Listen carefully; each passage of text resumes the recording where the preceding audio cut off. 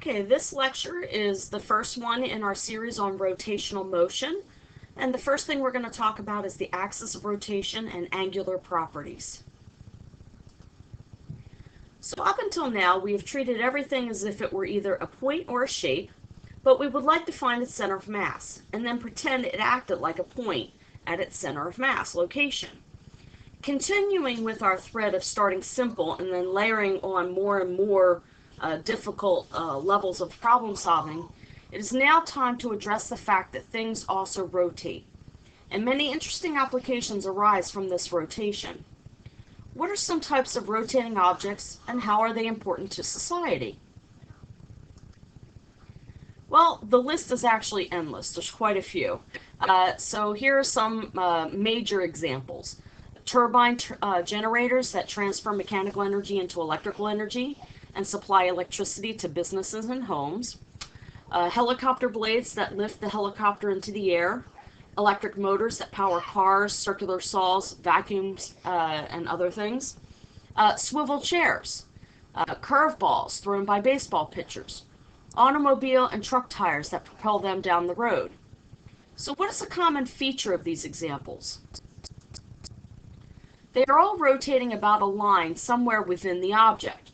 We call this line the axis of rotation. We're also going to assume that these objects are rigid bodies. That is, they keep their shape and are not deformed in any way by their motion. So an example of an object that does change its shape due to rotation are planets. All the planets actually change their shape due to the fact that the rotational speed causes a flattening out of the planet. You can see this in more detail when you look at the gas giants versus the terrestrial planets. So here in this diagram you see a sphere rotating about its axis of rotation. The vertical red line is that axis of rotation. Does the axis of rotation have to be part of the rigid body? The answer is no. If you were to spin this donut around its center, the axis of rotation would be in the donut hole, pointing out of the page.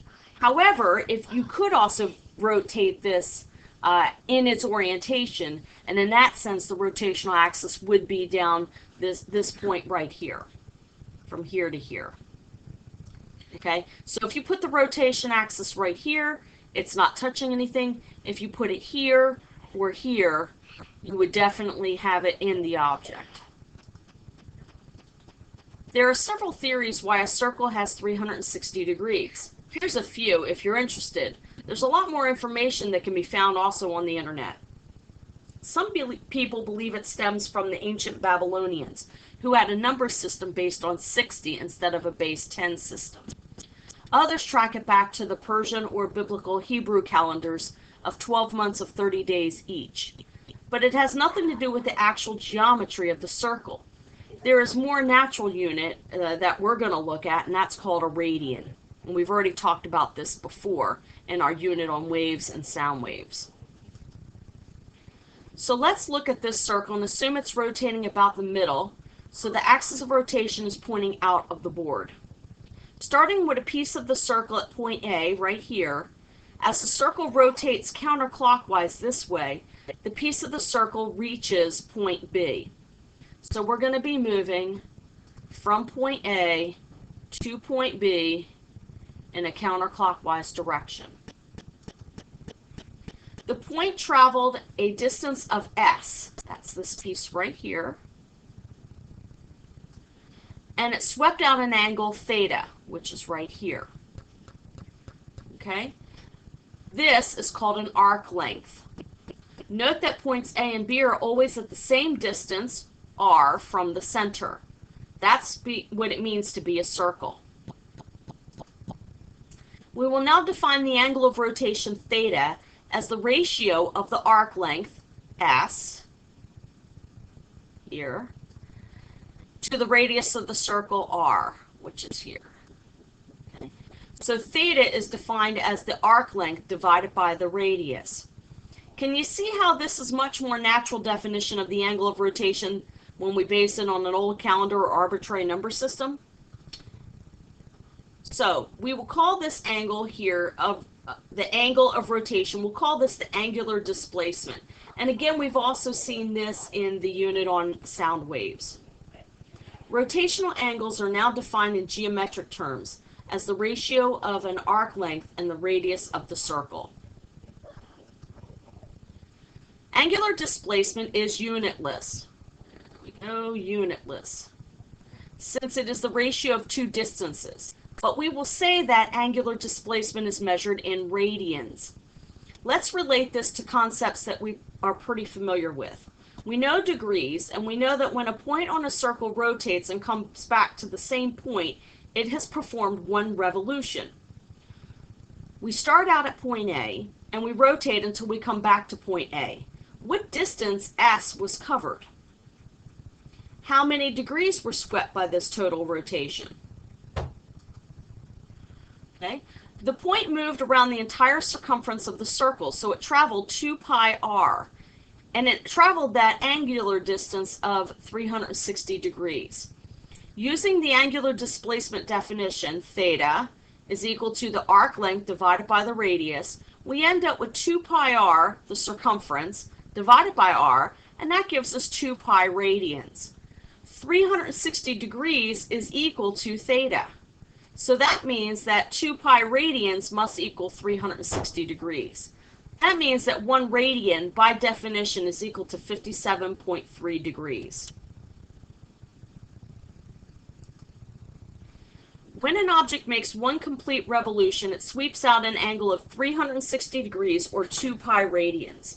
1 radian is equal to 57.3 degrees. The radian is frequently abbreviated as RAD. Now I want to show you something here. What this also means when we define the radian is this arc length here is actually equal to the radius. So if we were to take the radius of the circle, overlap it onto the surface of the circle, and then find point B where the radius r is equal to the arc length, that angular measurement, that angle that is made, is that 57.3 degrees. Okay, the only thing you have to be careful about now is setting up on your calculator. Make sure that you're in radian modes and not degree modes, and vice versa. So up until now, we've always had our calculator set to degrees. Now you're going to need to make sure your calculator is set to radian mode. If you need help doing this, ask a classmate, or you can ask me.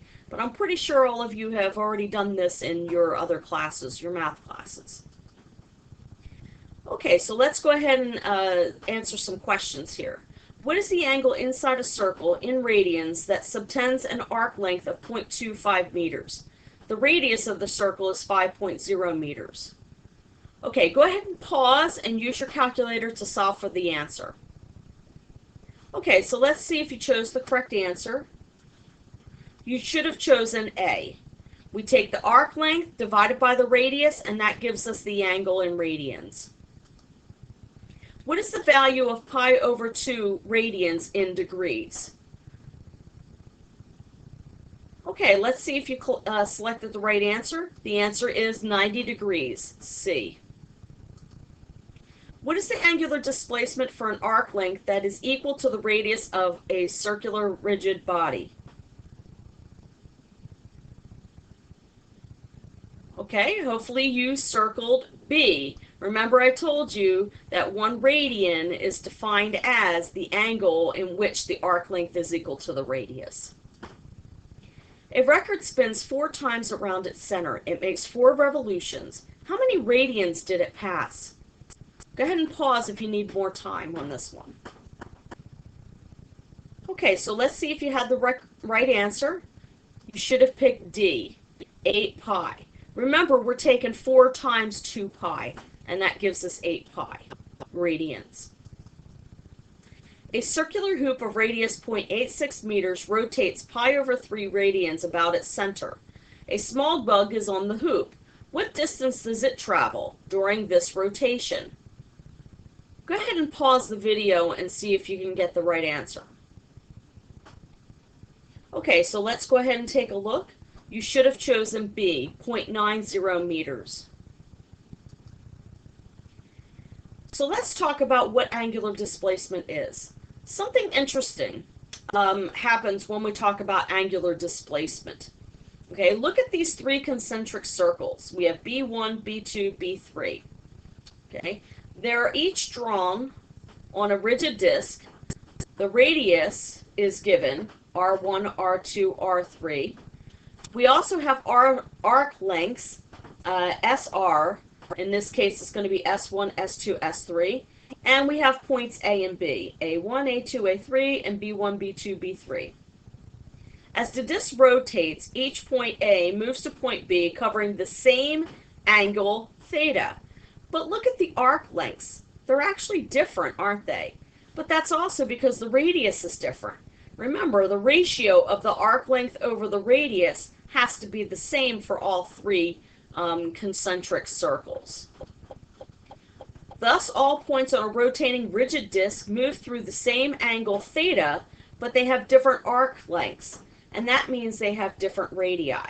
This also means that the angular speed is going to be constant, but the tangential speed at each point will actually be different. Since theta is constant for every point and describes something very fundamental about the rotating disk, it will be given a special name, and we're going to call that again angular displacement. We're now in a position to relate angular motion to linear motion. Linear motion was covered in the kinematics section. This is where you use the index card. Now that we've defined the radian and we've defined angular displacement, we can look at these two things in terms of your kinematic equations. So an object at point A3 here rotates to B3, covering a linear displacement of S3 and an angular displacement of theta. Similarly, we have the same thing for points A2 to B2, and this should be A1 to B1.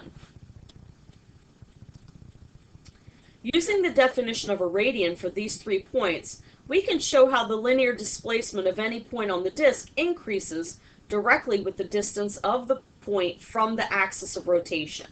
So from here to the point that we're looking at, we can see that there's a relationship. Remember that theta is defined as the arc length divided by the radius. If we solve for the arc length, that's going to be equal to r theta. The following are properties of angular displacement theta and linear displacement s. Select 2 answers that are correct. Go ahead and pause the video now and read through the answers and select the ones that you think are correct. Okay, so for A, we have theta for points on a rotating object depends on their distance from the axis of rotation. Theta for points on a rotating object does not depend on their distance from the axis of rotation. The linear displacement for points on a rotating object does depend on the distance from the axis of rotation. And the linear displacement for points on a rotating object does not depend on their distance from the axis of rotation. Notice here they did not spell rotation correctly. Okay, so let's take a look and see which answers you should have chosen. You should have chosen B and C. The angle theta does not depend on the distance from the rotation axis, which we found out in the previous lecture. And also the linear displacement does depend on the distance from the axis of rotation. Okay. There are 2 people on a merry-go-round. Person A is 2.3 meters from the axis of rotation. Point B, or person B, is 3.4 meters from the axis of rotation. The merry-go-round moves through an angular displacement of pi over 4. What linear displacement is covered by both people? Compare and contrast these motions. Okay, so for person A, we have the arc length is equal to r theta.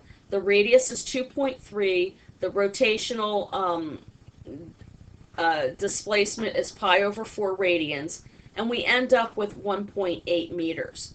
If we look at person B, they're 3.4 meters from the center, and again, the angular displacement is going to be the same. Theta is the same for both, and that's going to be pi over 4 radians, and that gives us 2.7 meters. The person further from the axis of rotation will actually move a greater linear displacement. but they both move the same angular displacement. Okay, so the similarity is the angular displacement is the same. The difference is that one that is further from the center will actually have a greater linear displacement. Okay, there are other angular quantities that we're going to talk about. Angular displacement can now be related to linear displacement. We just saw that with S is equal to R theta. We also spent time earlier in this course working with kinematic problems, and again, the index card. Let's continue with angular motion. What other quantities play a key role in linear displacement? Well, we know that we have velocity and acceleration in our kinematic equations. And here they are. And let's go ahead and give these vector signs. The velocity is equal to the change in position divided by time. The acceleration is equal to the change in velocity with respect to time. Okay, so now when we define angular velocity, it's going to be the change in angular displacement divided by time. These are really vector quantities, but now it gets a little bit complicated because we're actually talking about a direction of rotation. So instead of getting into r hat, theta hat, z hat for our cylindrical, and r and theta and phi for spherical coordinates, we're just going to understand that either the direction is going to be clockwise or counterclockwise in rotation. Okay, so defining angular acceleration, it's the change in angular velocity divided by time. The Greek letters here of omega and alpha are equivalent to v and a in our linear equations. Okay, so the change in angular displacement divided by time is equal to omega, which is the angular velocity.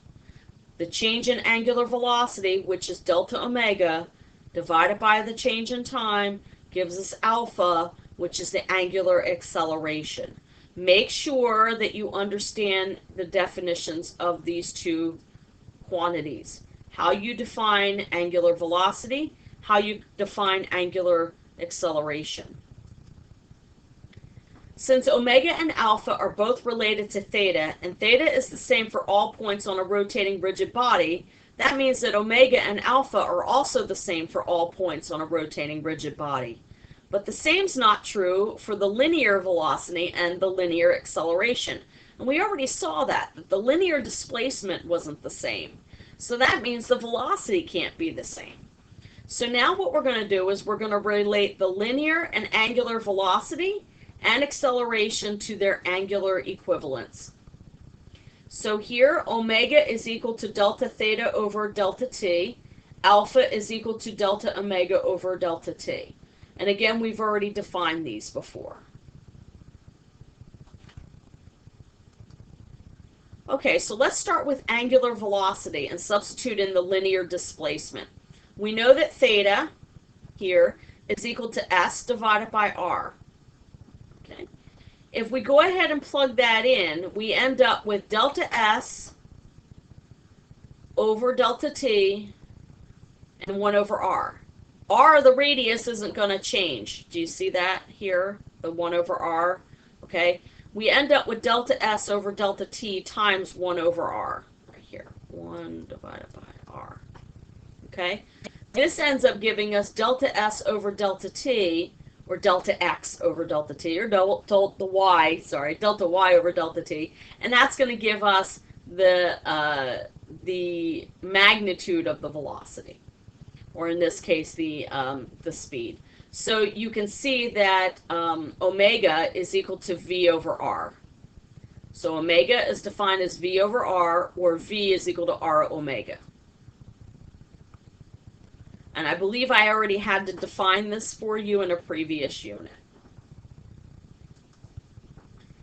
Okay, so let's start with angular acceleration and substitute in the linear displacement for the angular velocity. You're not going to work with your group. I'm just going to go ahead and show you this. Okay, so here we have the angular acceleration. It's equal to the change in angular velocity divided by time. The angular velocity omega we just defined as v over r, so we're going to plug that in. Okay. If you do that, you end up with delta v over delta t. Well, that's just a. So then alpha is defined as a over r. So alpha is defined as a over r, then that means that a, the acceleration, is equal to r alpha. Okay, so let's go ahead and review these because we're going to need to know them. Let me go here. Here we go. Here's our linear equations, the linear definition of velocity and acceleration. Here are our angular counterparts. Delta theta over delta t, delta omega over delta t. Okay, that's the angular equivalent. Okay, so here are the two that we're looking at, and we're going to replace them with our definition of theta so that we can go ahead and relate our angular numbers or our angular components here to our linear components. So theta is defined as s over r. We substitute that in. We end up with delta s over delta t times 1 over r. Delta s over delta t is the definition of speed, and that's going to give us the speed is equal to r omega. Again, it gets tricky. I'm going to be using, unfortunately, the words velocity and speed interchangeably in this unit because of the fact that we're dealing with rotation. Okay, so again, you could have r hat, theta hat, phi hat directions. It's just easier for us just to assume that there's going to be directions given. Okay, so then again, we find a, and a is equal to r alpha. Okay, so v is equal to r omega. A is equal to r alpha. Okay, so here is a list, a summary for our chart. Displacement, when we're talking about angular quantities, is going to be theta. For linear, we're going to use s. And I believe our textbook used x and y as well. In this case, we're going to have to use s and not x and y because we're actually traveling along the circumference of the circle. For the velocity, omega is equal to delta theta over delta t, and the velocity is equal to delta s over delta t. And that means that the velocity is equal to r omega.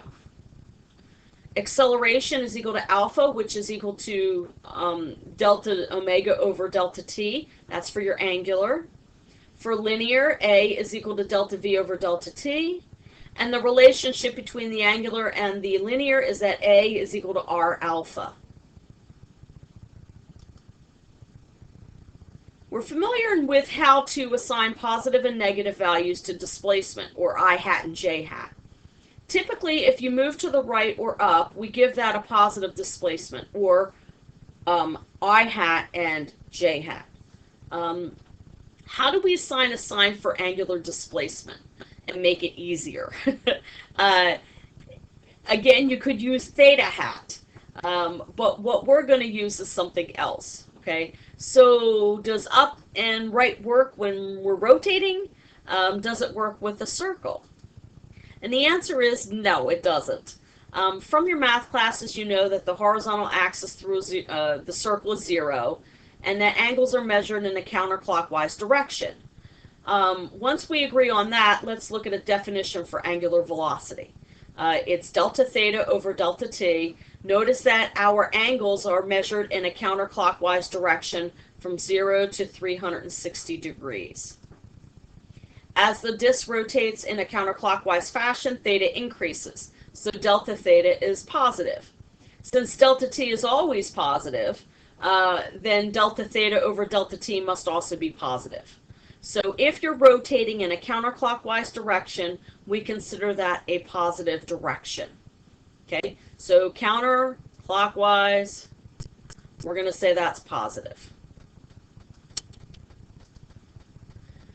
Okay, so explain why a disk that rotates clockwise leads to a negative value for angular velocity omega.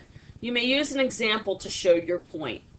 Go ahead and pause the video now and go ahead and answer this question.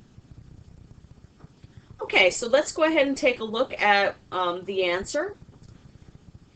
When the disk rotates clockwise, the angle its radius makes with the horizontal decreases. Therefore, theta final minus theta initial actually equals a negative number.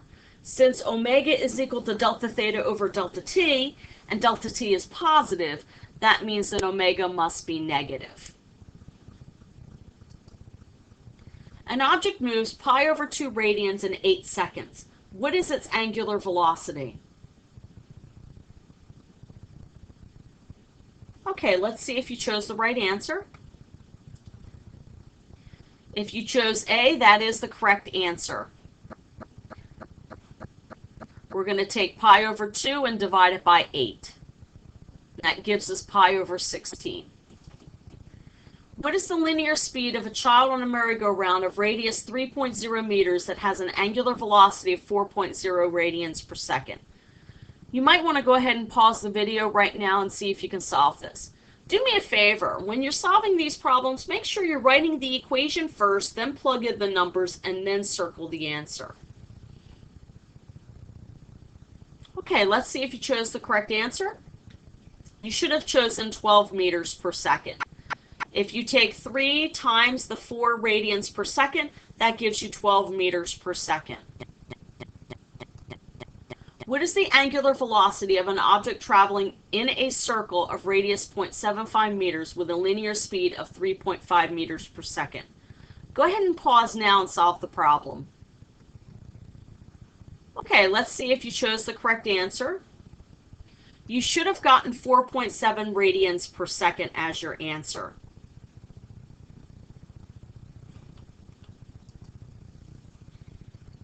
Angular acceleration sign. Let's start with the definition of angular acceleration. It's delta omega divided by delta t. There are 4 cases here, all similar to the case of linear acceleration. So how can you figure them out? Well, here's a hint. For linear acceleration, if an object's velocity is increasing in the same direction as its displacement, the acceleration ended up being positive, either I hat or j hat. If the object's velocity was decreasing in the direction of the displacement, then the acceleration was also negative, meaning that it was either negative I hat or negative j hat. So if omega increases in counterclockwise direction, alpha is positive. If omega is decreasing in a counterclockwise direction, alpha is negative. If omega is increasing in a clockwise direction, alpha is negative. And if omega decreases in a clockwise direction, alpha is positive. You have to memorize these. Okay, you can reason it out if you understand that counterclockwise is always a positive direction. But if you're unable to do that, please make sure you've memorized these and you know them for tomorrow.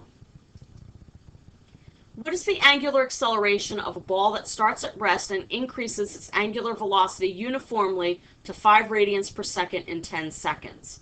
Go ahead and pause the video and solve this now. Okay, so let's see if you have the right answer. You should have chosen B, 0.5 radians per second squared. What is the angular velocity of a ball that starts at rest and rolls for 5 seconds with a constant angular acceleration of 20 radians per second squared? Go ahead and pause the video and solve this one. Okay, so let's see if you chose the correct answer. Hopefully you chose D, which is 100 radians per second. What you're doing here is you're multiplying the 20 radians per second squared times the 5 seconds. Okay, in the next video, I'm going to go ahead and cover the 3 types of acceleration.